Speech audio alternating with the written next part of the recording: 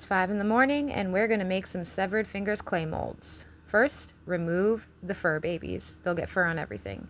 Wipe everything down, get your alcohol wipes. This is what I always use because I don't want to get up every 2 seconds to remove a dust particle or something like that. It looks like this is going to remain dirty, but I promise you those are just like paint stains. This is getting rid of all the dust or anything like that happened over the night and whatever. This is the mold that we're going to be using today, severed fingers. It's going to be creepy cute. I just like to take a wipe and just wipe it down. Some people take like a bit of clay and just like poke it through. Then I put down some parchment paper. Don't know why, I just always done it. Then you get your clay and your tools. And it doesn't matter what you use. I literally used to use a kid's roller for like the longest time. And I finally just got this acrylic roller. And honestly, I like the kids roller better. I'm not going to lie. But anyways, you roll it out to, it doesn't have to be super, super thin because it's not like this is going to be a pair of earrings. It's about that thin. Yeah, you see it. So what I do is I just cut them out. It depends on what you're making, obviously. These are fingers, so they're a little bit longer. But if it's like something circular or heart shape, you would cut out like squares or circles or something.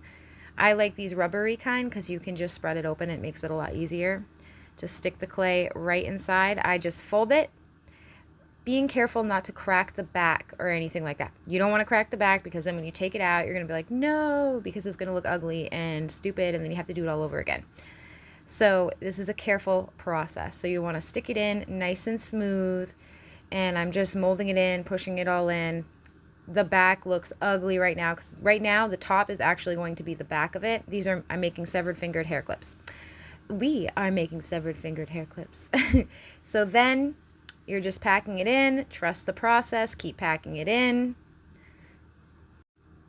You want to make sure that there's nothing hanging over the edge because when you take it out, it's going to be like this. It's going to surround it and it's going to look dumb. I'm not sure how to explain it, but you just want to make sure there's nothing hanging over the edge and it's all tucked in there. Even like take a little bit of clay off if you need to.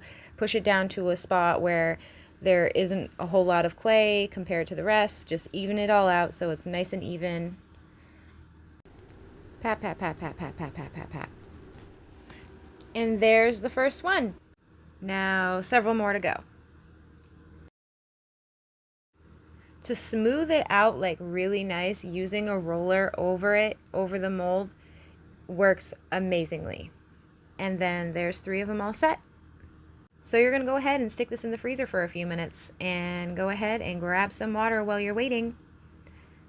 Once they're out of the freezer, it is time to carefully get them out of the mold. I put them in the freezer because it hardens it just a little bit. You only want it in for a few minutes so that your fingerprints don't get on it as easily. It doesn't break as easily or bend as easily. It's just a little bit hard. But if you keep it in too long, it's going to dry out your clay and it's going to mess everything up.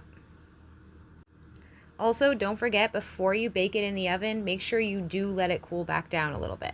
And there they are. They look so awesome. Can't wait to paint them. So I use parchment paper so it doesn't stick when you bake it in the oven. And there it goes in the oven. Don't judge my dirty oven. Once they're cooled off and they're all baked, you can start painting. I like using apple barrel acrylic paint. That's my favorite. Then you seal it up and you could turn them into earrings. You can turn them into clip bases. I use 2 different kinds of clips because I like to offer variety. And these ones right here, these sell more than anything because I don't know why people don't like the purple clip base. But there they are. They look so cute. Yeah, severed fingers, creepy horror jewelry. And this is the varnish I use, by the way. I just started using this varnish. I was using regular acrylic varnish before, but I actually really like this varnish a lot better. You can seal it with resin, but I've noticed that resin kind of gets rid of like the wrinkle details and everything. And then this is my pretty little setup, showing it off because it looks amazing because we did such a good job.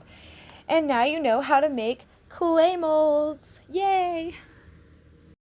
Thank you for watching and helping me make these cute, creepy, cute severed fingers.